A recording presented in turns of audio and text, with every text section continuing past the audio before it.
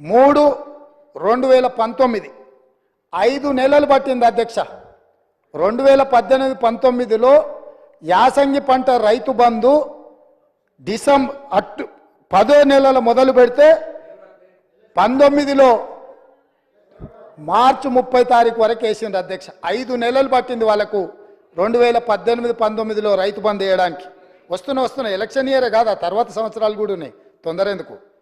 19-20లో యాసంగి 28/1/2020 నాడు మొదలుపెట్టి 23/10/2020 9 నెలలు పట్టింది అధ్యక్ష. ఒక్క యాసంగి పంటకు రైతు బంధు వేయడానికి 9 నెలలు ఆనాటి ప్రభుత్వం తీసుకున్నది అధ్యక్ష.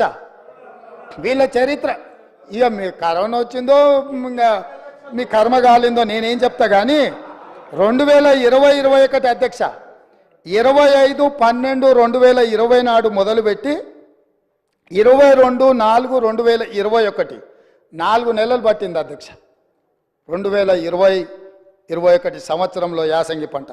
2022-23 అధ్యక్ష 21/12/2022 నాడు మొదలుపెట్టి 10/4/2023 4 నెలలు పట్టింది అధ్యక్ష. ఒకసారి అడుగుతున్నాం ఎన్నికలు అంటుండ్రు, రెండోసారి అడుగుతున్నాం కరోనా అంటుండ్రు, మూడోసారి అడుగుతున్నాం మా మామ చెప్పలేదంటారు, నాలుగోసారి అడుగుతున్నాం అల్లుడు తిరగనికి పోయినని చెప్పేటట్టు అధ్యక్ష. ఎట్లా అధ్యక్ష మీ పరిపాలన? స్పష్టంగా అధికారిక లెక్కలు ఈ రకంగా చెప్తుంటే మేము వచ్చిందే మొన్న 60 రోజులు కాలేదు, ఆల్రెడీ మేము క్లియర్గా చెప్పినాము 100 రోజుల్లో వాటిని పూర్తి చేస్తామని.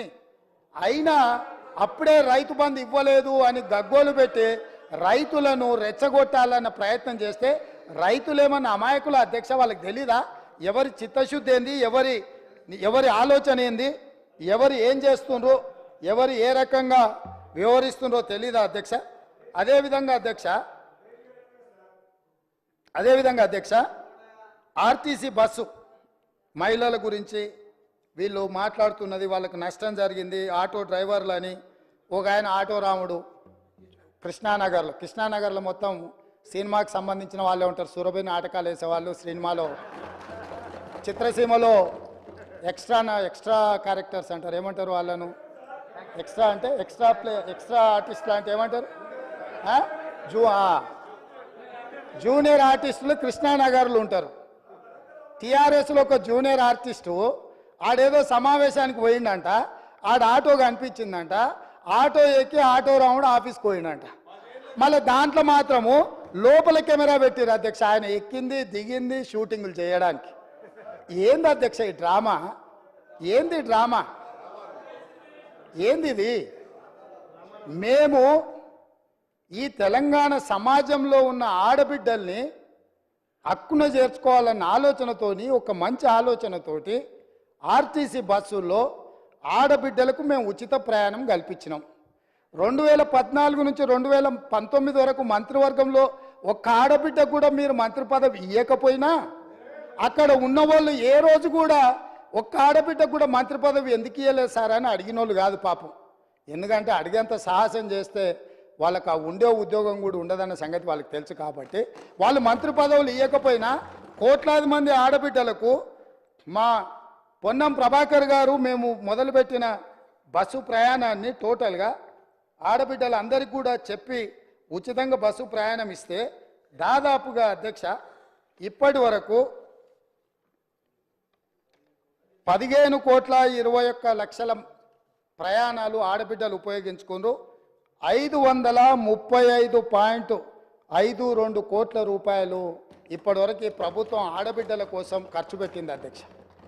ఒక మంచి పని చేసినప్పుడు అభినందించడానికి నోరు రాకపోయినా ఆ నిర్ణయాన్ని వ్యతిరేకించుకుంటూ నిరసన తెలుపుతూ ఒక ఆటోని తీసుకొచ్చి అక్కడ తగలబెట్టింది అధ్యక్ష. కిరాయి పైసలే వెళ్తలేవు, సంసారం నడుస్తలేదన్న ఆటో డ్రైవరు ఆటో తగలబెట్టిందంటే ఆటో తగలబెట్టడానికి ఎన్ని పైసలు కావాలి అధ్యక్ష? ఆటో రౌండ్ ఆటోలో ఎక్కి తిరిగిందంట, ఆయనకు ఇంకొక ఆయనకు ఆటో ఖర్చులు వెళ్ళలేదంట, ఆయన తీసుకొచ్చి ఆటో తగలబెట్టిండంట. ఏంది అధ్యక్ష ఇది? అసలు ఇది ఏమైనా తెలంగాణ సమాజానికి మనం ఏం సందేశం ఇవ్వదలుచుకున్నాము?